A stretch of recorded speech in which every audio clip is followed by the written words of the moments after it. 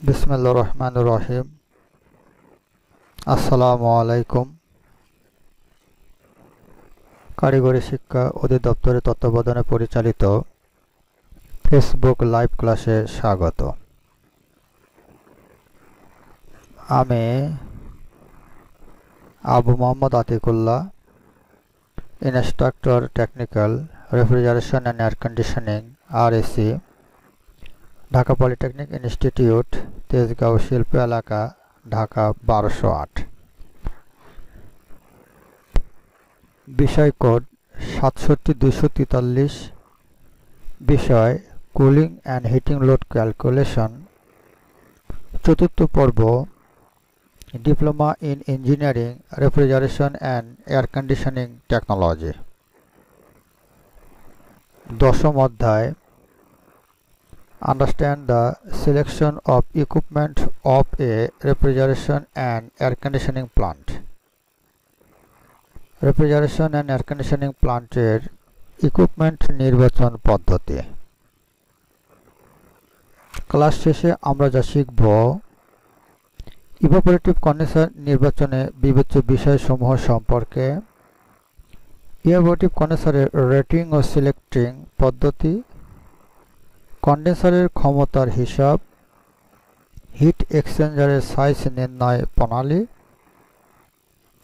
Evaporative কন্ডেন্সারের সুবিধা ও অসুবিধা সমূহ এবং শেল অ্যান্ড টিউব এবং ইভাপোরেটিভ কন্ডেন্সারের তুলনা।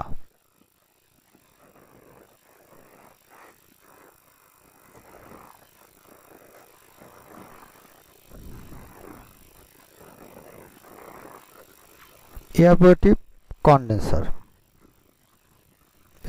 ইভাপোরেটিভ কন্ডেন্সারের রেফ্রিজারেন্টকে ঠান্ডা ও তরলীভূত করার জন্য পানি এবং বাতাস দুই ব্যবহার করা হয়। নিম্নাংশে প্রবেশ পথ দিয়ে বাতাস প্রবেশ করে এবং ডাফট ফ্যানের টানে কন্ডেন্সিং কয়েলের উপর দিয়ে প্রবাহিত হয়ে ফোয়ারার বিপরীতে উপরে ওঠে এবং এলিমিনেটর এর বাষ্প ও পানি পৃথকীকরণ ব্যবস্থা ভিতর দিয়ে ফ্যানে প্রবেশ করে ও অবশেষে আউটলেট দিয়ে বের হয়ে পুনরায় বায়ুমণ্ডলে মিশে যায়। এই হচ্ছে ইভাপোরেটিভ কন্ডেন্সারের চিত্র। Evaporative condenser.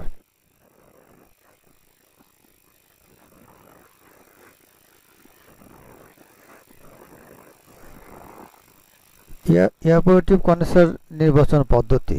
Selection of evaporative condenser. এ ধরনের ইভাপোরেটিভ কন্ডেন্সারের হিমায়ক বা রেফ্রিজারেন্ট ঠান্ডাকরণের মাধ্যম সমূহ হল পানি ও বাতাস, ওয়াটার অ্যান্ড এয়ার, যা পূর্বে বিস্তারিত আলোচিত হয়েছে। ইভাপোরেটিভ কন্ডেন্সারের রেটিং ও সিলেক্টিং পদ্ধতি হল ইভাপোরেটিভ কন্ডেন্সারের রেটিং টেবিল নির্মাতার ক্যাটালগ অনুসরণ করে এটার প্রয়োজনীয় তথ্যাদি বের করতে হয়।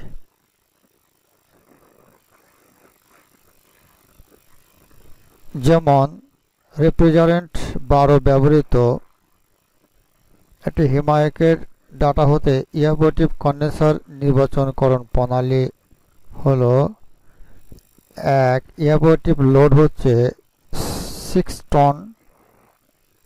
ইভাপোরেটরের তাপমাত্রা হচ্ছে 20 ডিগ্রি ফারেনহাইট বা -6.66 ডিগ্রি সেন্টিগ্রেড। পানির প্রবেশের তাপমাত্রা 78 ডিগ্রি ফারেনহাইট বা 25.55 ডিগ্রি সেন্টিগ্রেড। কন্ডেন্সিং তাপমাত্রা 105 ডিগ্রি ফারেনহাইট বা 40.55 ডিগ্রি সেন্টিগ্রেড। এই ডাটা থেকে আমরা প্রথমে table 10.15 evaporator temperature correction factor পৃষ্ঠা নম্বর 246 হতে আমরা পাই evaporator load 40 ডিগ্রি ফারেনহাইট বা 4.44 degree centigrade tons into evaporator correction factor equal to rating table ton। এখান থেকে আমরা বের করব 6.3 টন। রেফারেন্স টেবিল 10.14 এবং E135F পৃষ্ঠা নম্বর হচ্ছে 246 এর আগমন ও নির্গমন তাপমাত্রা যথাক্রমে 78 ডিগ্রি ফারেনহাইট বা 25.55 ডিগ্রি সেন্টিগ্রেড এবং 105 ডিগ্রি ফারেনহাইট বা 40.55 ডিগ্রি সেন্টিগ্রেড। কনডেন্সিং তাপমাত্রায় তার ক্ষমতা হচ্ছে 5.6 টন। 105 ডিগ্রি ফারেনহাইট বা 40.55 ডিগ্রি সেন্টিগ্রেড এবং 110 ডিগ্রি ফারেনহাইট কনডেন্সিং তাপমাত্রায় তার ক্ষমতা বা ক্যাপাসিটি হলো 6.3 টন। এখন ডিজাইন তাপমাত্রা 105 ডিগ্রি ফারেনহাইট এবং 110 ডিগ্রি ফারেনহাইট কনডেন্সিং তাপমাত্রায় কম্প্রেসরের ক্ষমতা বা ক্যাপাসিটি নির্বাচন করতে হবে। রেফারেন্স টেবিল 10.14 E270F পৃষ্ঠা নম্বর হচ্ছে 246 হতে বড় সাইজের ইভাপোরেটিভ কন্ডেন্সারের ক্ষমতা সাধারণত 11.2 টন এবং 90 ডিগ্রি ফারেনহাইট হতে 95 ডিগ্রি ফারেনহাইট কন্ডেন্সিং তাপমাত্রায় তার ক্ষমতা হচ্ছে 6.3 টন এবং এ সকল অবস্থায় বা কন্ডিশনে কম্প্রেসর নির্বাচন করতে হবে। কন্ডেন্সার নির্বাচনে বিবেচ্য বিষয়সমূহ হলো শেল অ্যান্ড টিউব এবং পিএইচই কন্ডেন্সার, তাপ বর্জন কিউ এর হিসাব সঠিকভাবে নির্ণয় করা, ঠান্ডা পানি প্রবেশ তাপমাত্রা 32 ডিগ্রি সেন্টিগ্রেডের মধ্যে রাখতে হবে, ঠান্ডা পানি বাহির তাপমাত্রা 36 ডিগ্রি সেন্টিগ্রেড, পানি প্রবাহের পরিমাণ, ফাউলিং ফ্যাক্টর বা এফএফ সমূহ এবং পানির ধরন সম্পর্কে জানতে হবে। হিট এক্সচেঞ্জারের সাইজ।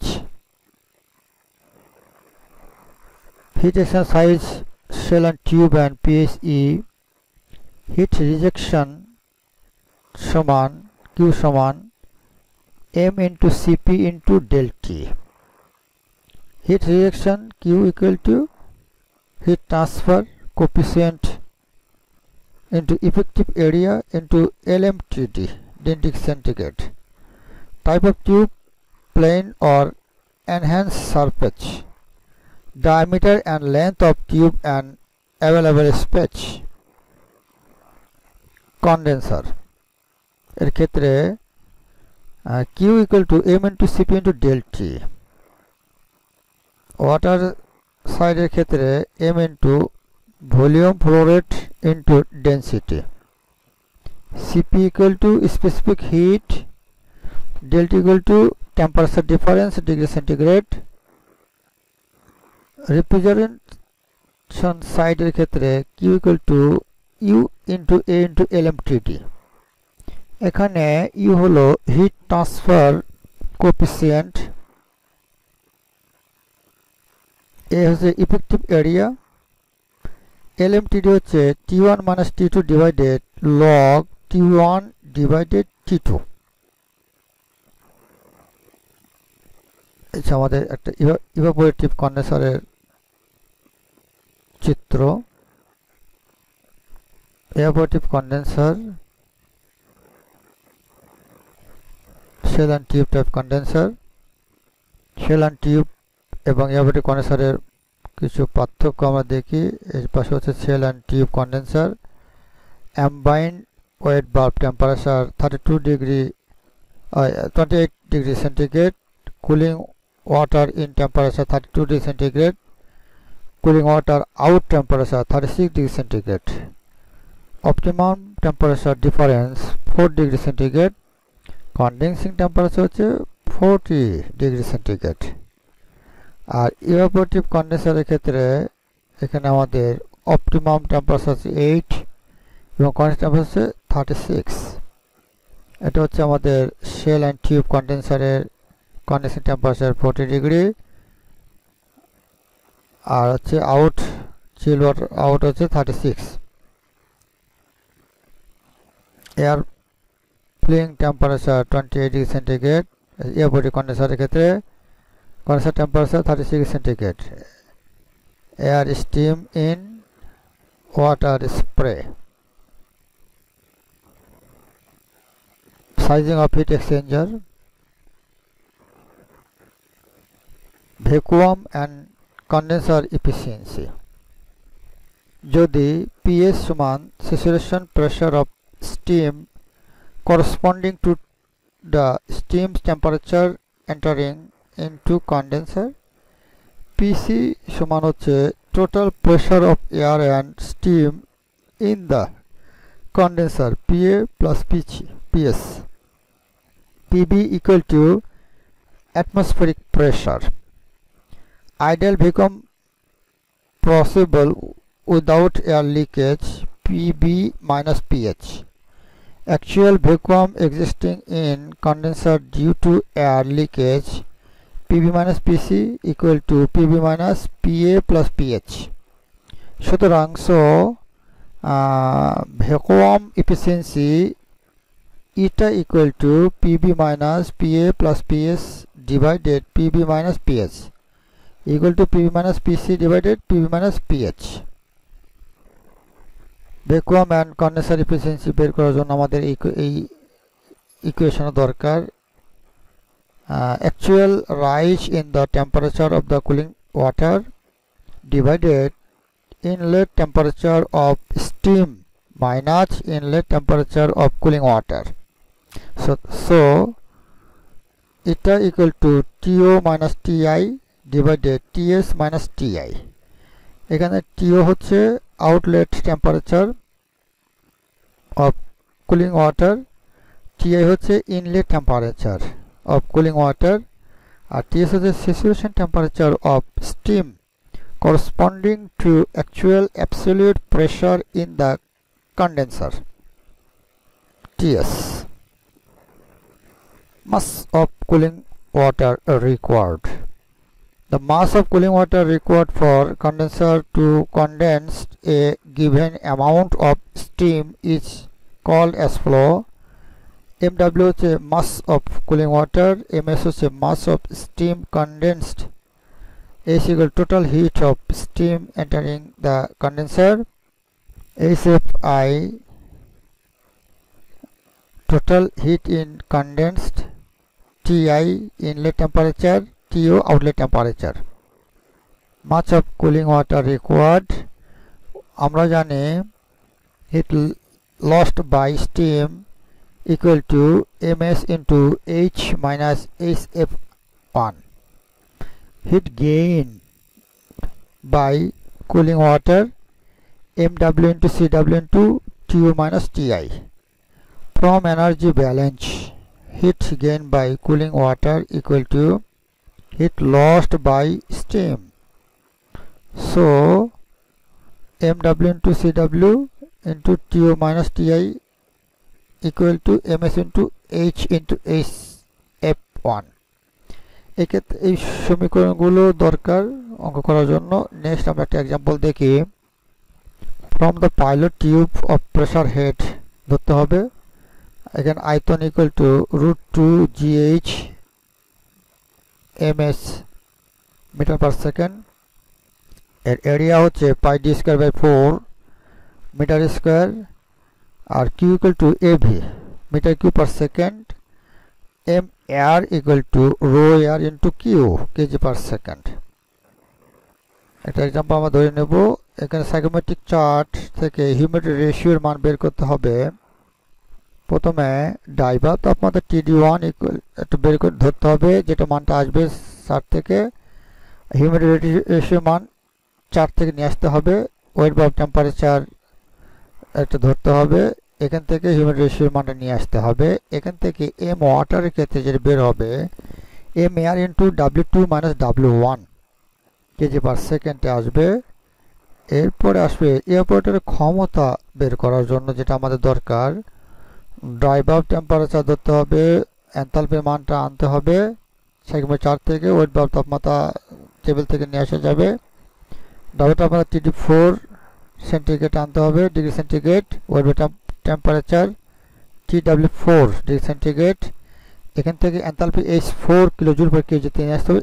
এখান থেকে QL equal to MAR into H4 minus H1 কিলোওয়াটে বের হবে। মানগুলো ধরার পরে করসপন্ডিং করে মানগুলো নিয়ে আসতে হবে। এখান থেকে কন্ডেন্সারের ক্ষমতা বের করে একটা ইকুয়েশন আমরা দেখি। ড্রাইভার তাপমাত্রা TD2 এই মানটা একটা কল্পনা করে এখানে নিয়ে আসতে বসাতে হবে। এখানে ওয়েট টেম্পারেচার TW2 দুটি তো পাওয়া যাবে সাইক্লোমিটার 4 থেকে, সাইক্লোমিটার থেকে। এখান থেকে এনথালপি নিয়ে আসতে হবে সাইক্লোমিটার 4 থেকে, H2 এর মানটা নিয়ে আসতে হবে। এখান থেকে ড্রাইভার তাপমাত্রা আবার TD3 এর মানটা ধরতে হবে, ওয়েট বাল্ব ধরতে হবে। এখান থেকে H3 হচ্ছে এনথালপির মানটা আসবে সাইক্লোমিটার 4 থেকে, ওটা হচ্ছে এই দুটো আনতে হবে। আর ড্রাইভার এবং ওয়েট তাপমাত্রার মানটা আনতে হবে সাইক্লোমিটার থেকে, আর এনথালপি আনতে হবে সাইক্লোমিটার 4 থেকে। এখান থেকে QH কন্ডেন্সারের ক্ষমতা হচ্ছে MAR into H3 minus H2 কিলোওয়াটে বের হবে। মানে এটা একটু অন্যরকম একটা সাইজ। এখান থেকে আমাদের কম্প্রেসর এবং কোপ ক্যালকুলেশন করব। কম্প্রেসরের ক্ষেত্রে WC equal to QL minus QH বিয়োগ করলে কিলোওয়াট বের হবে, এবং কোপের ক্ষেত্রে হবে QL ডিভাইডেড QH ইউনিট বের হবে। এখান থেকে আমাদের ইলেকট্রিক্যাল কনজাম্পশন কত হবে এনার্জি বের করার জন্য, E এনার্জি সমান P ইন্টু টি, হ্যাঁ, power into time, kilowatt hour বের হবে। এতে কস্ট কত খরচ হবে ওই এনার্জির সাথে প্রাইস গুণ করলে এত একটা ইউনিট একটা বের হবে, টাকার মানটা আসবে। এখন আমাদের কিছু এয়ারপোর্টিভ কন্ডেন্সারের অ্যাডভান্টেজ দেখি। সুবিধা হচ্ছে এনার্জি সেভিং হবে, তারপরে সেভ ওয়াটার, তারপরে স্ট্রাকচার ইজ কম্প্যাক্ট, একই স্ট্রাকচার মধ্যে থাকে, তারপর গুড হিট এক্সচেঞ্জ পারফরমেন্স, এরপরে স্মল ফুটপ্রিন্ট, তারপরে অপারেটিং কস্ট আর লো, খুব কম খরচে চালানো যাবে। তবে continuous coil without welded joint, কোনো ওয়েল্ডিং জয়েন্ট প্রয়োজন পড়ে না। Optimise spray water flow to coil for maximum heat transfer হবে কয়েল থেকে। এরপরে robust corrosion resistance structural material for long time, a large diameter laminar flow nozzle for cloak free operation, airflow parallel at coil side and cross at fill side for efficient heat transfer. এরপরে disadvantage বা অসুবিধা হলো vacuum maintain is less due to less vacuum work done per kg of steam is less, not suitable for medium and large power plant জন্য suitable না, ছোট মাঝারি বড় ধরনের জন্য সুইটেবল না।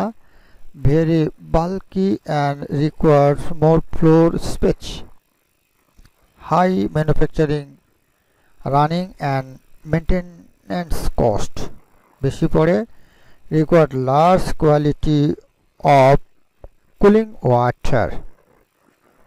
এরপর একটা বাড়ি কাজ দেখি 10ম অধ্যায়ের। এয়ারপোর্টিভ কন্ডেন্সার নির্বাচনে বিবেচ্য বিষয়সমূহ লেখো। এয়ার কুল, ওয়াটার কুল ও এয়ারপোর্টিভ কন্ডেন্সারের মধ্যে পার্থক্য লেখো। এয়ারপোর্টিভ কন্ডেন্সারের সুবিধা অসুবিধা উল্লেখ করো। এই পাঠ সম্পর্কিত তোমাদের কোনো প্রশ্ন আছে কি? এই ইমেলে ইনবক্স করবে। এই ক্লাসটি পুনরায় দেখতে ভিজিট করো onlinetivet.com। ধন্যবাদ সকলকে তোমাদের মূল্যবান সময়ের জন্য। Thank you for all. ধন্যবাদ।